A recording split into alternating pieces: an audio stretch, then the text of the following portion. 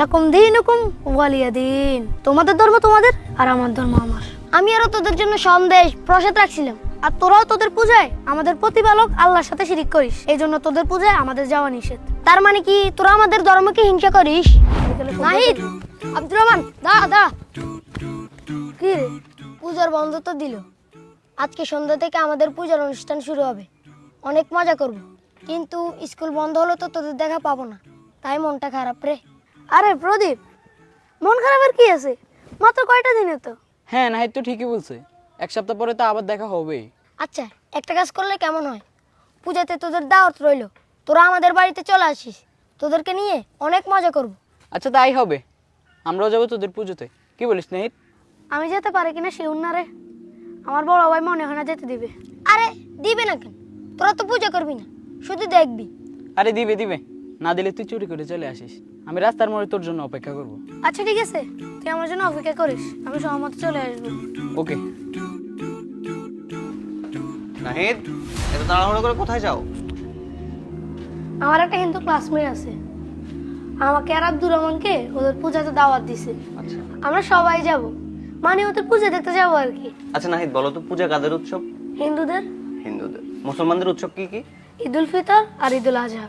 তোমার হিন্দু বন্ধু কি কখনো আমাদের ঈদুল আজহা আসছিল? না। তাহলে তুমি কেন তাদের উৎসবে যাবা? আমরা আমাদের কোরবানিতে যে গরু জবাই করি তাকে তারা কি বলে ডাকে জানো? জি জানি, মা বলে ডাকে। ওরা জানে ওদের মাকে জবাই করা হচ্ছে, তাই ওরা কোরবানিতে আসে না। আর তুমি জানো না পূজাতে ওরা আল্লাহর সাথে শিরক করে? তাহলে তোমরা কেন সেখানে যাবা? ভাইয়া, আমরা তো পূজা করতে যাব না, প্রদীপ দাওয়াত দিছে তাই যাব। তোমরা পূজা করবে না, সিজদা করবে না, ঠিক আছে, কিন্তু যেখানে আল্লাহর নামে শিরক হয় সেখানে যদি আল্লাহ তৎক্ষণাৎ আযাব অথবা গজব নাজিল করে, তখন কে আযাব গজব দেখবে? তোমরা কি পূজা দেখতে গেছো না পূজা করতে গেছো? মনে যদি আল্লাহর আযাব অথবা গজবের ভয় না থাকে তাহলে পুজোতে যাও, নাইলে যেও না। না না ভাইয়া, কি বলেন? আল্লাহর গজবে কেন থাকবো? আল্লাহর গজব কিভাবে সহ্য করবো? এবং সেখানে কিন্তু গান বাজনা হবে, যেটা ইসলামে কঠোরভাবে নিষেধ।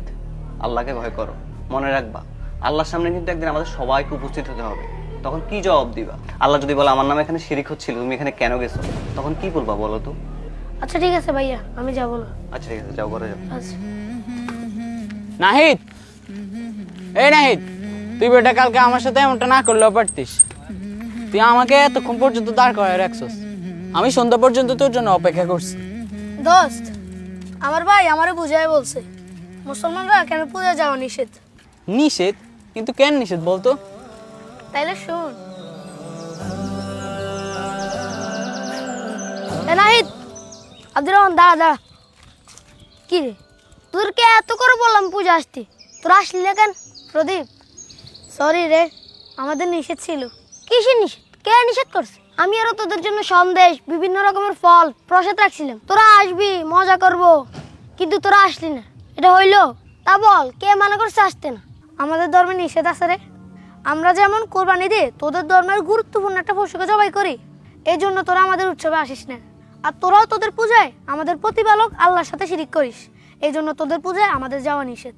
শিরিক? শিরিক আবার কি? আল্লাহর সাথে কাউকে মিলানোই হচ্ছে শিরিক। যেমন আল্লাহ ছাড়া অন্য কারো নিকট দোয়া করা, অন্য কারো নামে কোরবানি করা, মানত করা, এগুলোই শিরিক। আমরা তো আল্লাহর কাছে প্রার্থনাও করি না, আল্লাহর নামে কোরবানিও দিই না। তার মানে কি তোরা আমাদের ধর্মকে হিংসা করিস? আরে না না, হিংসা করবো কেন? আল্লাহ আমাদেরকে অন্য ধর্মকে হিংসা বা পালন করাতে বাধা দিতে নিষেধ করেছে। আর মহান আল্লাহ পবিত্র কোরআনে বলেন, লাকুম দীনুকুম ওয়ালিয়া দিন। তোমাদের ধর্ম তোমাদের আর আমার ধর্ম আমার। ও আচ্ছা, সুন্দর তো।